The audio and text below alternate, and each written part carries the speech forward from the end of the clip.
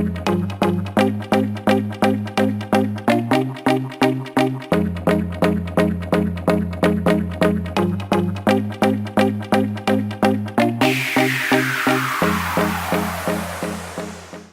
bon dia a tots, bon migdia a tothom. Avui dijous, dia 13 de febrer, estem aquí per presentar-vos el que és un projecte que avui presentem, però que encara seguirà, que encara continuarem, com és el projecte de Sant Cugat del Racó. I bé, doncs hi ha tots els grups, hi ha 8 grups en tota la classe, que cada grup s'encarrega de fer una tasca. Per exemple, un grup fa un conte sobre Sant Cugat del Racó, un altre grup fa un codi QR amb un blog i un altre, per exemple, fa un joc de taula.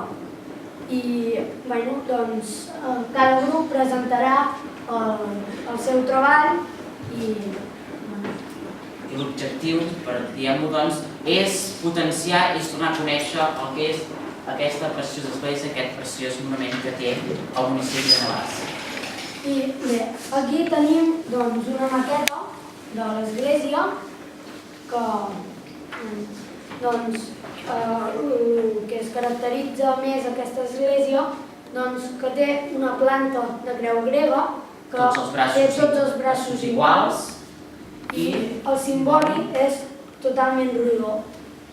I bé, ara els altres grups acabaran d'explicar tot amb més detalls i bé.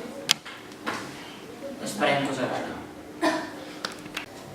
Ara presentarem el grup dels llauradors, que està format per la Marina, la Siham, el Martí i l'Ivan, i ens presentarem un tríptic sobre Sant Cugat del Racó. El nostre grup són els llauradors, nosaltres farem els tríptics i són la Siham, la Marina, el Martí i jo.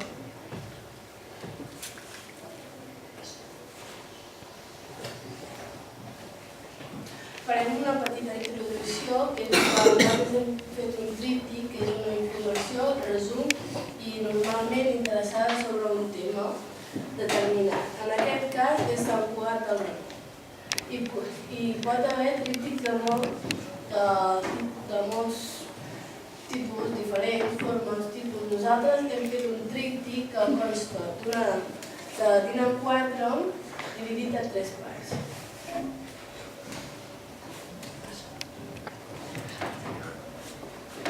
Les parts d'un tríptic, les nostres parts que hi hem afegit al tríptic són la portada, l'explicació resumida, les característiques, els noms que ha tingut l'església en els diferents anys i la situació.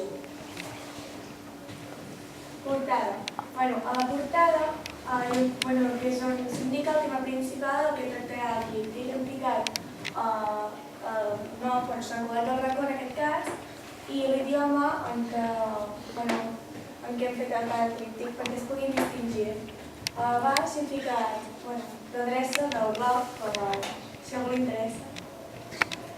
Explicació resumida. El contingut principal d'aquesta part del tríptic de Sant Cugat és que és una església romànica del segle XI que està força ben conservada, que està situada al municipi de Navàs. Característiques. Les característiques que creiem més importants són que té una planta de creu grega, un cimbori circular, que és el que fa únic a Catalunya, i els murs i les parets exteriors tenen una decoració exemplar, estil llombard. Els noms que ha tingut l'església en els diferents anys és la part, quan doblem el full dinar 4, és la part que ens queda darrere de tot i afegim, a part dels noms que ha tingut, hi afegim un QR per buscar informació al blog, al Twitter, al Facebook i al Google Maps i el patrocinador. La situació. També expliquem on està situat Sant Cugat, per si algú li interessa anar-hi. Aquí tenim Navàs, la nostra població, per la carretera del Morjà, anant per aquí trobem Sant Cugat.